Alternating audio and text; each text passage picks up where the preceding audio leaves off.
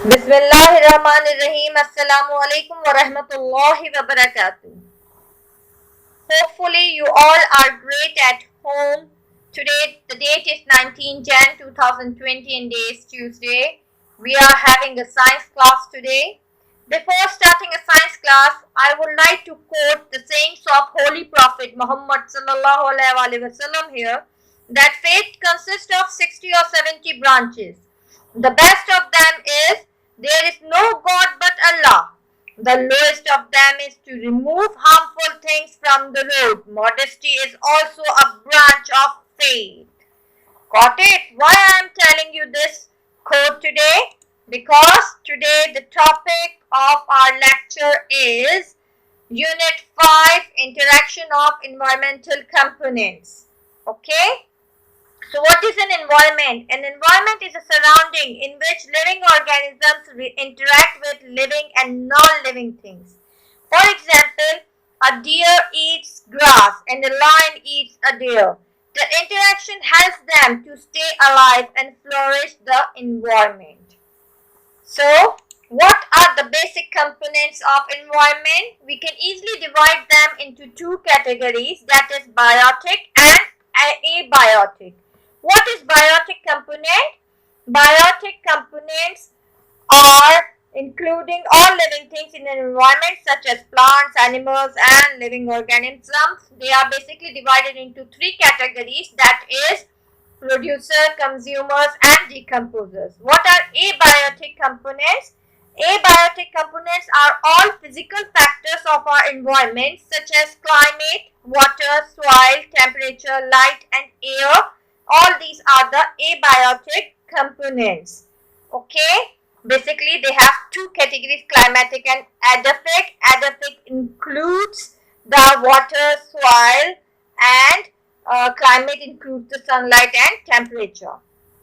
First of all, we are going to learn about the biotic factors, the biotic components. Biotic factors are the living components of an ecosystem. They are sorted into three groups. Producers are autotrophs, consumers are heterotrophs, and decomposers are detritivores. Okay? So, living organisms in ecosystems are called biotic factors of an environment. They are basically having three categories. One is producer, consumer, and decomposers. Producers make their own food, consumers eat other organisms for food, and decomposers are a kind of scavengers. They break down dead materials. And there are some three further subtypes of the consumers, and those are carnivores, herbivores and omnivores. What are carnivores? Carnivores only eat other animals, herbivores only eat plants, and omnivores eat plants and animals both. Now let's learn about abiotic components. Abiotic components are the non-living factors that living things need to survive. For example, soil, sunlight, water, air, temperature and inorganic nutrients. Water is a very important abiotic component in an ecosystem. All organisms need water for survival. You already know about it. Soil is a mixture of broken rock particles, minerals, microorganisms and dead matter of the plants and animals. It plays an important role in the environment. It anchors the plants in the ground. Okay.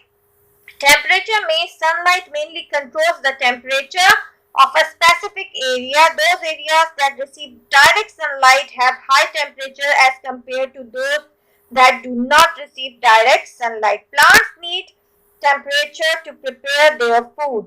There are many animals that cannot maintain their body temperature, such as lizard, frog, etc.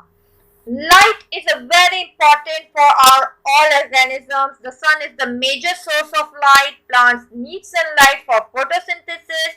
Animals perform many activities in the presence of light. Air is a mixture of different gases including carbon dioxide, oxygen, nitrogen and other gases. Organisms depend on air for different gases. Plants need carbon dioxide for photosynthesis. Organisms need oxygen to respire. Now, what is the relationship between biotic and abiotic factors?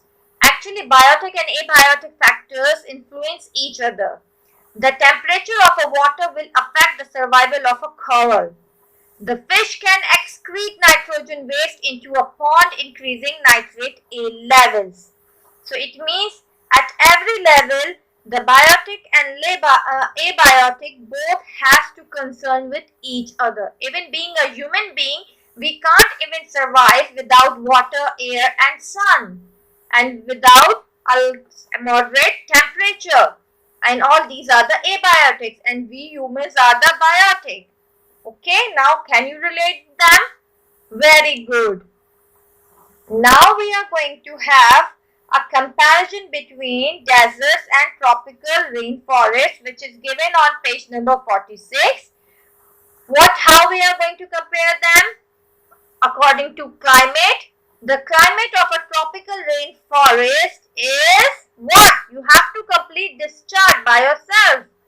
Don't copy it in your copy. You have to just read this chart from page number 46. Then you will be able to understand what is the difference between a tropical rainforest and a desert. I can even share with you. If you are asking about a climate, the climate of a tropical region is high rainfall. But in a desert, there is a low rainfall. If you are talking about the vegetation, vegetation is found within the tropical includes what? Find it out from page number 46. You have to read page number 46 to get the answer of this slide. Okay? So here comes your homework. You have to read from page number 43 till 46 thoroughly to understand the components of environment and even to understand the different comparison between the desert and tropical rainforest. In our next class, we will continue the lesson from page number 47. Okay, till then, stay safe, stay blessed. See you soon. Allah Hafiz.